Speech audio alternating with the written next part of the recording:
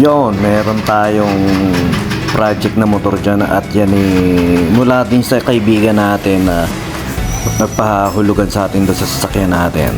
Itago na lang natin siya sa pangalang Riz. At saka niya medyo ang naging problema lang dyan yung karburador. Natagalan masyado ng pagtutono, pero ang ginawa na nga lang para mapatino, pinalitan na lang namin ng bagong karburador kasi nga ang nangyari dyan parang na-stuck at hindi ka match yung ikinabit na karburador, kaya ang nangyayari parang nawawala ng minor. Kaya ang ginawa nung sinuggest nung may-ari, yan, try muna namin kumuha na ibang karburador para kahit papano ma-check kung magkakaroon na ng minor. At ayun nga nangyari, nagkaroon na ng minor. Ang problema naman doon sa ano niya, may singaw, ano tawag dyan, sa may tambucho niya may singaw. Ang nangyari dyan, na lost thread pa, kaya ang isa pa yan sa ipapaayos natin at hahanapan natin ng matinutinong mag-ayos. At sana umokay na, at okay pa naman yung kaha niyan, kompleto sa kaha, at okay din naman itong magbuko. Pero syempre i-condition pan muna natin yan. At syempre yun, syempre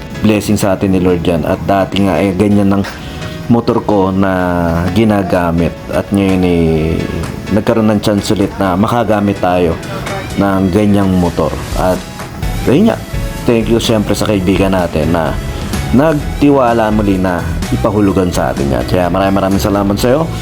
Hindi ko na i-mention pangalan mo dahil na-mention ko na noon. Thank you pare, at pagpalain ka ni Lord.